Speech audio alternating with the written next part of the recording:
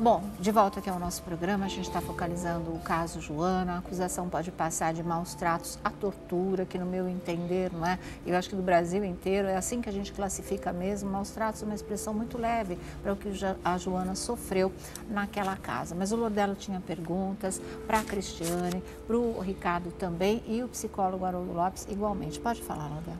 Eu gostaria que a Cristiane e o marido dela comentassem o porquê que a justiça foi tão favorável para o André e não foi para você. Mesmo tendo um antecedente de 2007, 2007 já tinha um inquérito de agressão contra a menina. E o porquê que uma mãe zelosa, uma mãe médica, perde a guarda de uma criança e depois acontece todo esse problema. E também que me explicasse o que foi que aconteceu nesse mandado de busca e apreensão na casa do André, que aí mostra a influência dele realmente em algumas pessoas do Poder Judiciário. Pode falar. O porquê a gente também não sabe. O porquê a gente não sabe. A gente imagina que seja exatamente por causa da influência dele. O pai dela é técnico do judiciário, trabalha na vara de execução penal dela com aqui, a da madrasta, tia. você tá falando? Não, o pai da Joana. O pai da Joana, o André, ele é técnico judiciário, trabalha na vara de execução penal com a tia, que é promotora e que é mulher desse ex-procurador-geral que ameaça esse oficial de justiça. Isso aconteceu em 2007. Nessa época, o André estava visitando a Joana regularmente, assim, regularmente como todo pai que não mora com filho. Às vezes ia, às vezes não ia, ficava 2, 3, 4 fins de semana, um mês sem ir, daqui a pouco aparecia, enfim. Mas às vezes ele aparecia. E numa dessas visitas, em que ele tinha que pegar a Joana, levar e trazer, ele levou e não trouxe. E aí a gente foi até o tribunal e pediu um mandado de busca e apreensão para trazer a Joana. A gente foi com esse oficial de justiça e esse oficial de justiça foi ameaçado. Isso foi numa semana e foi no dia 12 de agosto de 2007, se eu não me engano. Dia 14 de agosto, isso foi em agosto. Não, isso foi em agosto. Assim, o mandado de busca e apreensão foi em agosto. Agosto. Quando foi em outubro, no dia 14 de outubro, ele levou a Joana de novo para uma visita e quando ela voltou, que eu a recebi, era outubro, Nova Iguaçu é um lugar muito quente, ela voltou com o moletom emprestado da irmãzinha mais nova, e ela sempre levava a roupinha dela.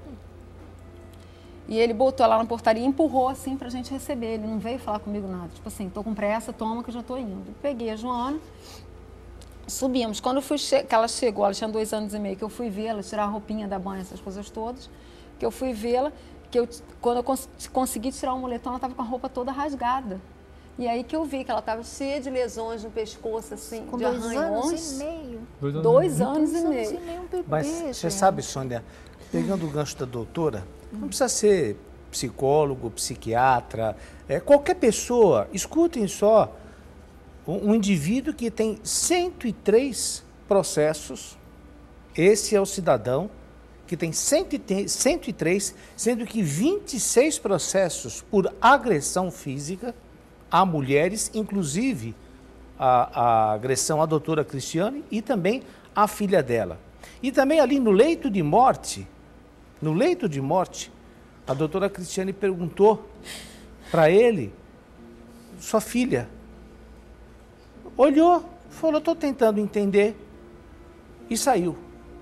Agora eu pergunto a todos vocês e a vocês de casa também, precisa ser psicólogo, psiquiatra para entender que alguma coisa muito errada acontece com essa pessoa, né? Doutor, e o pior de tudo, como é que os que com psicólogos 26... na versão dele? Pois é, Como é que eles alguma acreditaram? coisa muito errada acontece por aí, a porque juíza seguiu 26 o parecer dos agressões... psicólogos. Exatamente. E outra coisa, 26 agressões, ninguém viu isso?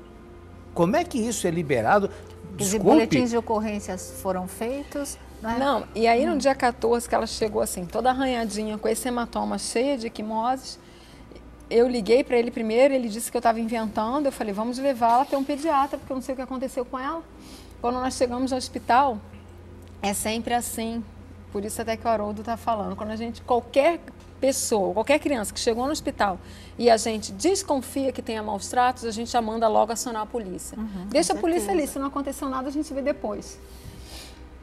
E aí mandaram, eu estava grávida dos gêmeos, E aí, a minha pressão subiu a beça, eu fui lá para a parte da ginecologia e ela ficou com meu marido na pediatria. Daqui a pouco, o ginecologista me chamou e falou assim, vem correndo aqui que eu acho que vão prender seu marido. Eu falei, meu marido? Eles chegaram lá porque... Qual foi a ideia? Pra ele? A ideia do pediatra. Quem bate em criança é o padrasto. Claro. E aí até que eu explicasse e tal, só que assim, a gente estava na minha cidade, eu trabalho no hospital, aí assim, ainda até eles ficaram até brincando com essa situação, falaram, coitado, vamos prender o Ricardo agora e tal. E aí a médica falou para mim que só me liberaria com a criança se eu fosse até o IML com ela, fizesse um exame de corpo de delito com a viatura da polícia, depois a gente fosse até a delegacia, fazer o boletim de ocorrência e voltasse com ela lá para poder ela continuar o atendimento da Joana. Fizemos todo esse percurso, voltamos com a Joana para o hospital, graças a Deus não foi nada de mais grave. Daí nós pedimos naquela semana a juíza que suspendesse as visitações até que se provasse o que tinha acontecido lá. A juíza suspendeu naquela semana. Quando foi isso, a juíza suspendeu, se não me engano, os gêmeos nasceram no dia 15, isso foi no dia 18 de outubro que ela suspendeu. Quando foi no dia 8 de janeiro do ano seguinte, ela liberou as visitações, alegando que essas mesmas 3 psicólogas disseram que a Joana disse numa entrevista para o Peixinho que quem tinha rasgado a roupa dela era eu. Está lá descrito isso no laudo. Só que elas esqueceram ou não leram o laudo todo.